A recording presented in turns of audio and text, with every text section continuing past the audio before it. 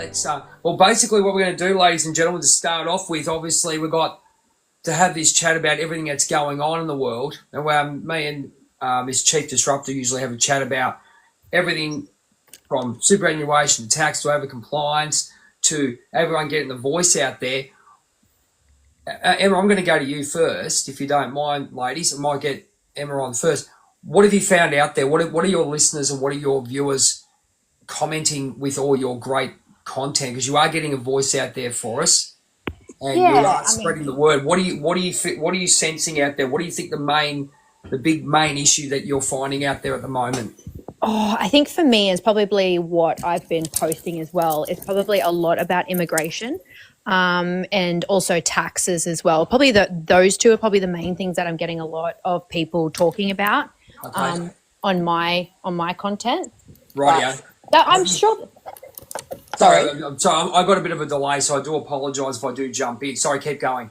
No, you go. I was going to say with regards to the word mass immigration, because we're going to talk about the rallies as well, that we've seen firsthand. Have you found a trend with regards to people using that word in the wrong way, if you get where I'm going? It's not actually, and Lee's on there. Lee, thanks for joining us, my friend. Looking forward to hearing your input. You're a star. Emma, are you finding that they're using mass immigration in that way to push to divide, or they're actually using the word with regards to government compliance? We go from there. What are you thinking about that? Are you talking about the people in my the circle that you found? That's why I invited you on, because you got some great content. I've read a few of the comments, and you're basically like us. Yeah, 100%. So it's very divided. Like you've got people like us that are talking about mass immigration, and then people just hear the word immigration and automatically assume that, oh, you're a racist, you don't like brown people in Australia, which really annoys me because immigrants aren't all brown. What are you talking about? It has nothing to do with race. It has nothing to do with color. And I think people are misinterpreting the word immigration and, you're trying to deport and you're trying to slow it down. Well, that's not it at all. I'm talking about mass. I'm talking about mass immigration. I'm not talking about immigration.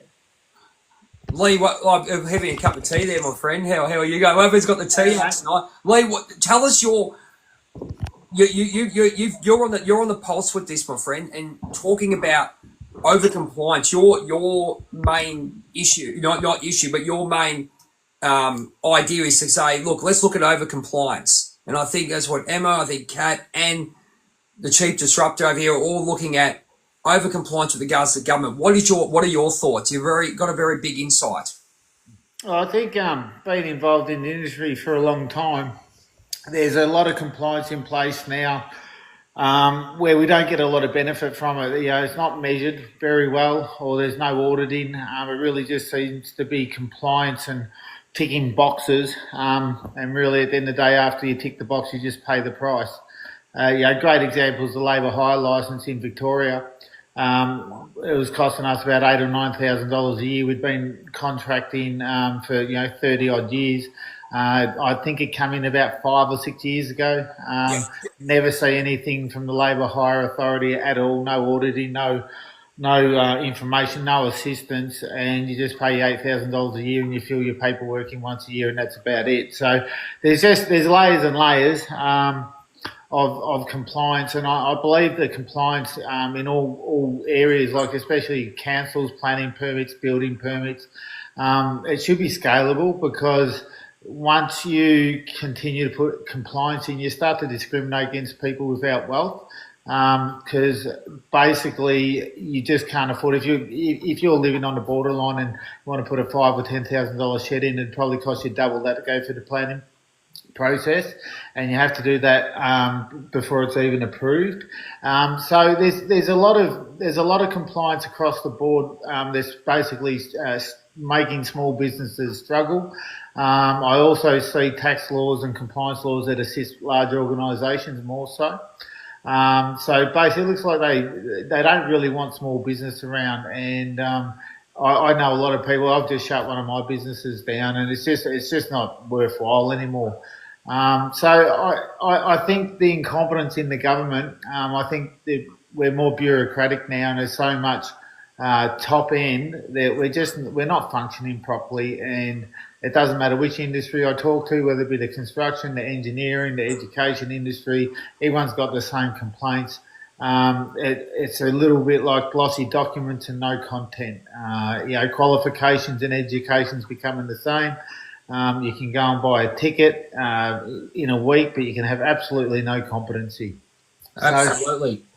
Lee, can I just cut over to Kat? One Nation did a great job during the election, and thank you so much for coming on board. We've chatted a bit.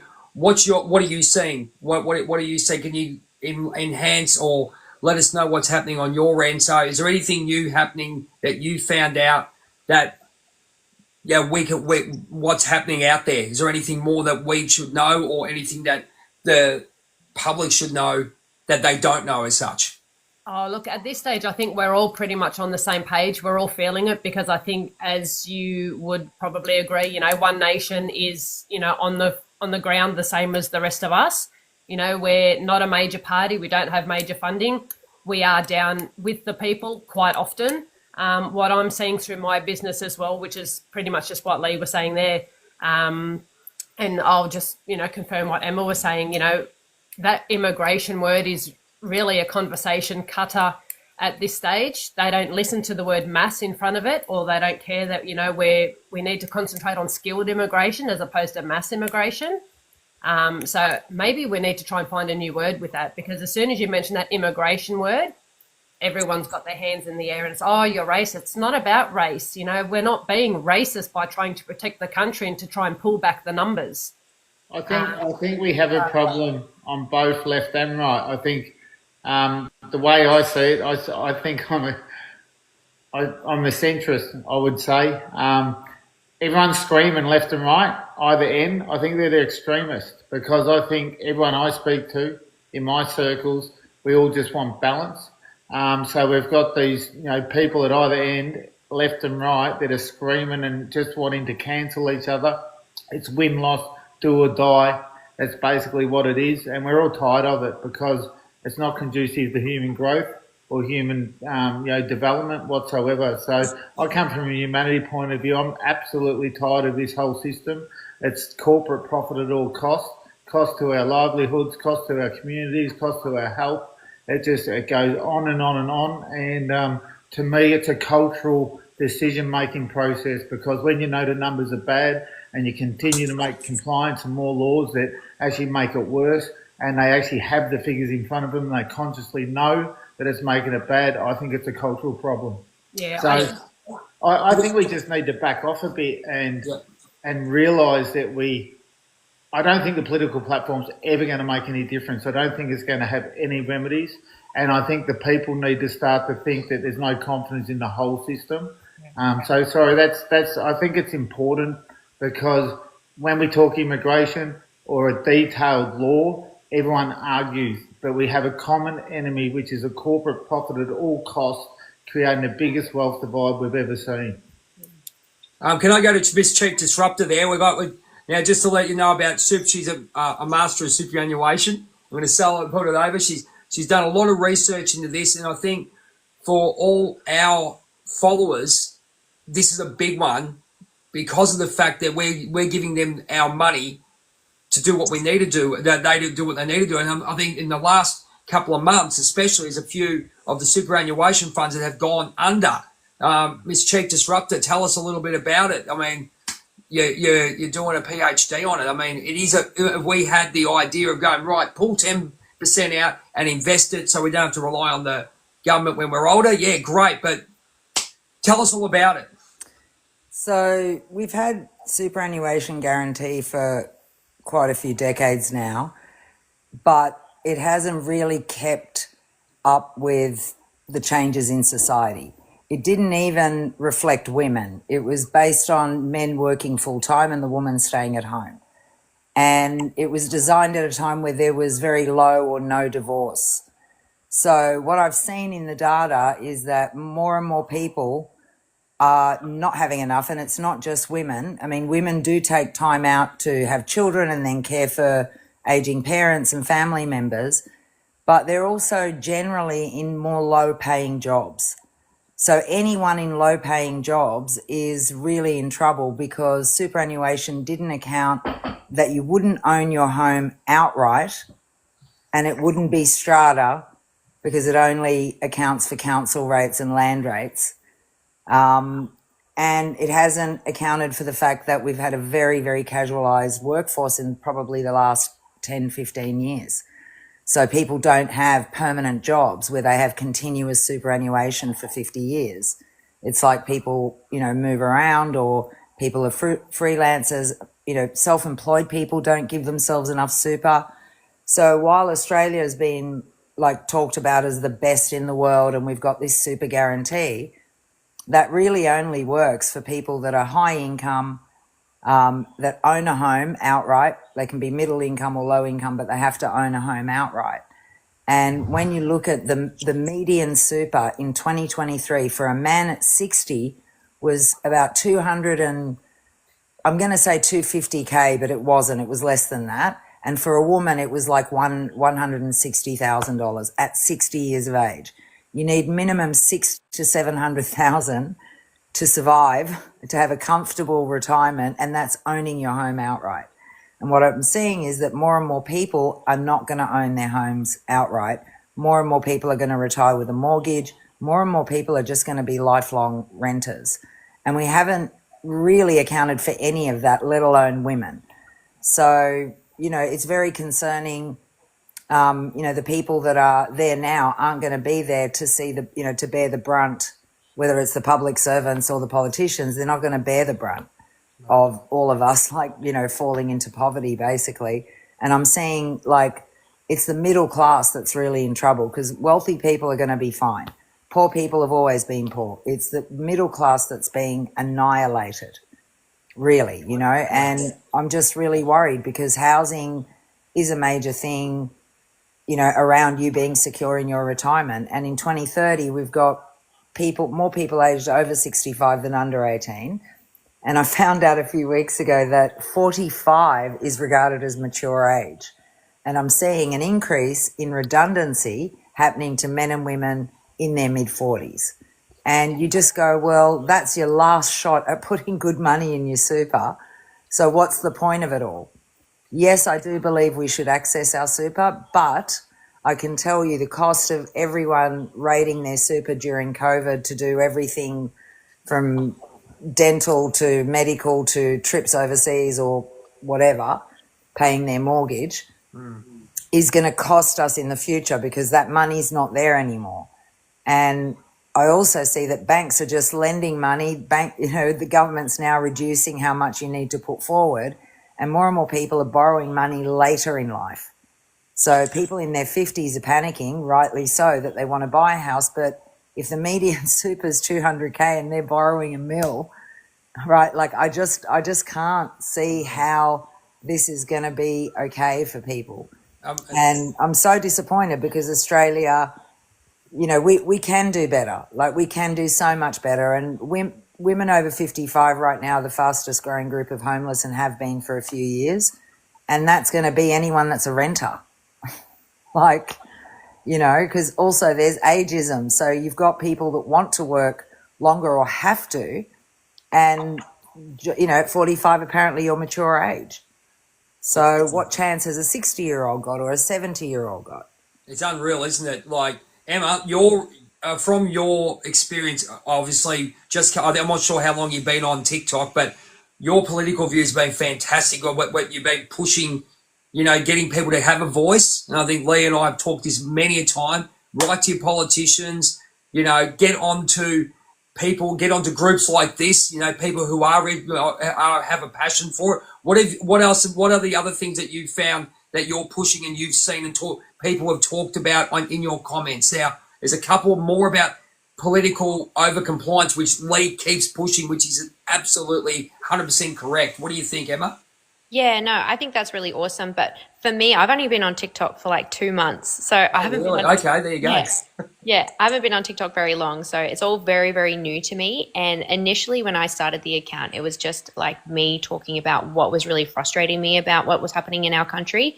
especially with my son. I've got a 11-year-old son and a 12-year-old stepson. So that was kind of the influence behind me kind of talking about it, because I was so frustrated.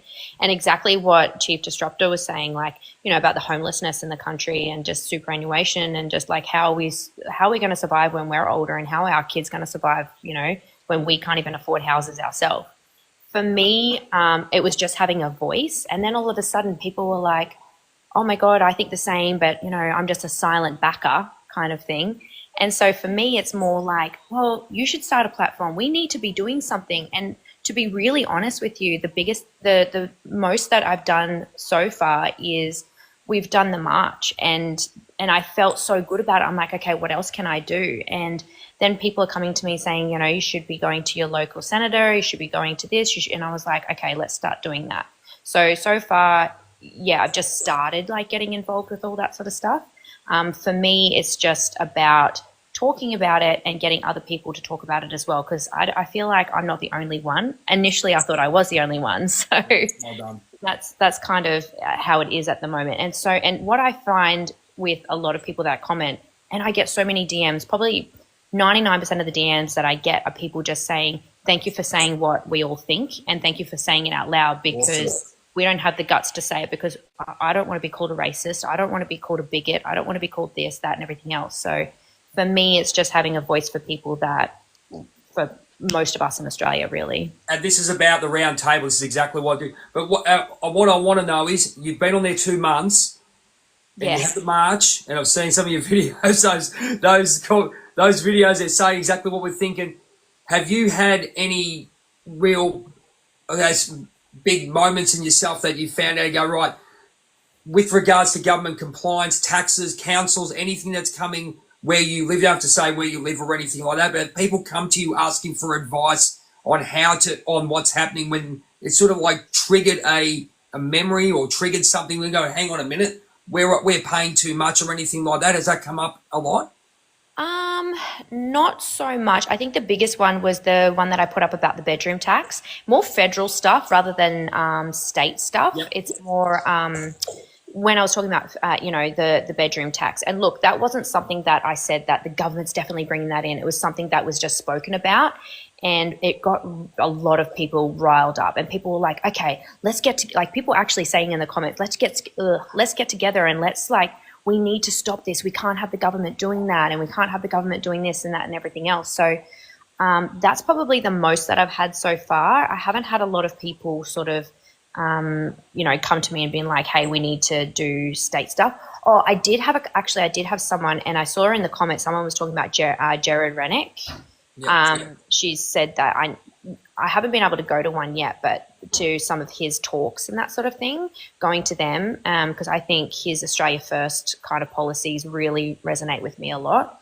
So doing something with that as well. So Absolutely. But you're doing a great job, Kat. Coming from One Nation, can you tell us what is coming from the party? Because then you'll be able to inform everyone who's listening and watching what's actually happening. What's the message? After that march, we saw Paulina in Canberra with Malcolm Roberts with the flag, and we all said, you know, she's been saying it for 20, 30 years, what's happened. What is the message coming out of the One Nation party at the moment? Because we know we're all united. We know it doesn't matter what party we're all united in one way.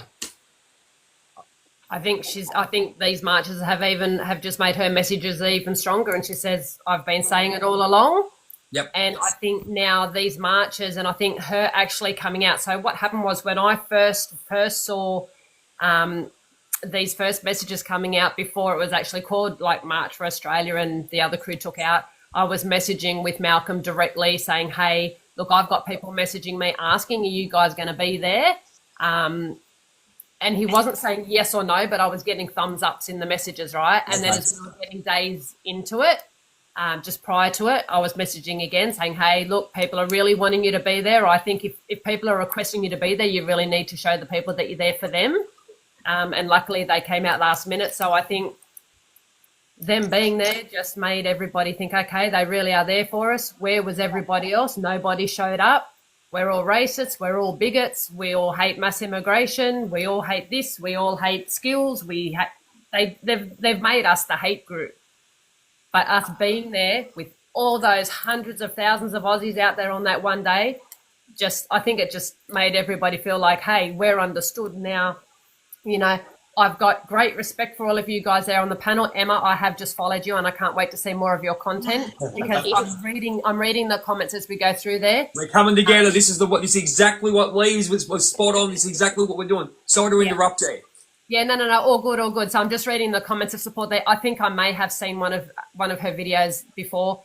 Lee, can I just say I did see one of your last videos about talking about the whole humanity thing, and that really touched a good nerve with me. I thought it was a beautiful video, and I think we need to be more humane toward each other. But that's obviously, you know, a circle, isn't it? You know, it's a two-way street when it comes to things like that. So, like I said, at the end of the day, I think we all need civil conversations like this. I'm not always as well versed as what a lot of the other speakers may be, but what Emma just said there kind of reminded me, which is exactly why I put my hand up. And one of my main hashtags is Little Voices Matter. Yep. You know, I would never have thought to stand up. I actually told my husband that he should, and he said he can't because he's too he's too verbal. They don't have a bleep button fast enough for him.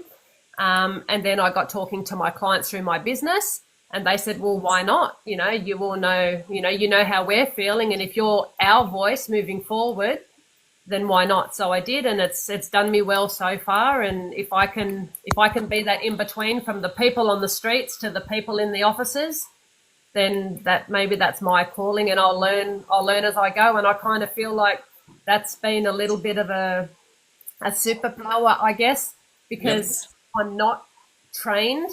I'm not part of the major parties where you have to toe the line. We are kind of freelance within the One Nation. You know, we know the policies and whatnot. But if I don't know, I'm not going to BS you. I'm going to say, you know what, I really don't know about that. But look, leave it with me, and then I'll come back with the answers for you. Yeah, look, this is fantastic. We're going to the next part. Now, we're talking about coming together. Now, I'm going to throw it to Miss Chief Disruptor with regards to the marches. Now, we're going to talk about, not about, how good it was and, you know, everyone got their flags out and all the stuff there. We all saw what happened, and there was a lot of stuff going around. We actually saw on the ground exactly where people are sitting at the moment. And just quickly with me, I think that a lot of people are doing whatever. Exactly, Emma's probably a perfect example that she's speaking out. She's come out and had a voice, okay, and a humane voice to say, listen, wake up. And this is what's got us going with this march, to say, listen, what the hell's going on? What is your opinion on what's happening up there with regards to the marches? Well, and your opinion of maybe the aftermath of what, if anything came about of it. Are there more people waking up? I didn't go. That's okay. Concerned about the immigration thing because I am an immigrant. I arrived here when I was 7. Yep. You know, there were people saying that, oh, can you believe it? 30% of Australians have one or both parents born overseas. And it's like, that's been the data since the 70s, frankly, because it includes from English speaking countries as well. And then some people were saying, oh, you know, if people have both parents born overseas, they really all should go back. And I think I came here when I was 7. It wasn't even my choice. And I'm glad I'm here. I would never go back to Egypt. Well, you're here now with this. We fight with 4 magnificent people. So there you go. It's ridiculous. So for me, I didn't participate, but I watched from a distance, and, you know, I was glad that mostly it was positive and that it wasn't really anti-immigration, but as you guys have said, more anti-mass immigration. And, you know, it is concerning. I mean, the thing that I remember in the 70s is, you know, even though I was a child, is that people were so grateful to be here, and they embraced the country. They kept their culture. I mean, I'm so glad, man, because I cook all of the stuff that my mum cooked, which is a mixture of Arabic, Greek, Italian, French, you know, which, like, I love it. So multiculturalism, that's how I see it. You sort of, you know, you're here and you're Australian, but you retain, you know, the good bits about your country, but we never marched about shit going on overseas. And that's the thing that has really changed everything. And, you know, we fought for Australia, we marched for Australia. I remember the dismissal. My mum was at the town hall singing Shame, Fraser, Shame in 1973. So, you know, like, I don't know, it was a different era. But now we're seeing people bringing those vested interests from overseas here and then taking to the streets and then fighting. And that's not the Australia that I'm comfortable with. I mean, sure, fight for things that you don't think are right, but my family just never did that. Like, and most of that generation that arrived in the 40s, 50s, 60s, 70s, whatever, 80s, you know, generally were like that. The other thing I want to say is Australia is racist, right? And I worked for the Minister for Immigration in 1988. And there were some Asian people really concerned that, you know, Australia was very racist towards Asians, Vietnamese, I think, at that time. And he used to carry newspaper articles from the 40s and 50s saying Australia being Latinized, the mafia taking over Australia, the Italians, you know. So I've seen it before, right? We've all seen it before. Those that are old enough have seen it before. So that's the other thing that concerns me. The second something shifts and is not happening, like unemployment or housing, we blame the migrants. Yeah. So I don't know. I am not comfortable going to those marches at the moment. My kids don't want me to go, and you know, because they didn't feel that it was the right thing to do. So it really made me reflect. I probably would have gone initially just to check it out, but I didn't, and I don't begrudge anyone that has. I'm really glad that people did. And I think it's different, right? Because my view is we really should be marching on Parliament House. But I remember when all the women marched on Parliament House, I was working in Parliament House for one of the ministers in the Morrison government. And we were like, oh, what's going on out there? Oh, nothing. So you know what I mean? They are oblivious. So you can take 1 million people. The thing that saved that march was the media, right? If the media hadn't been there to cover that march, the politicians wouldn't have cared.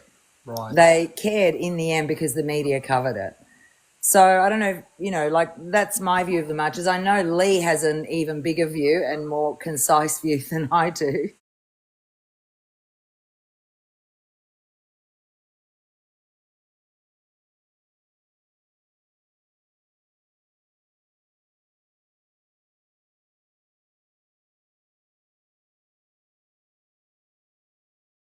Have you got a story to share?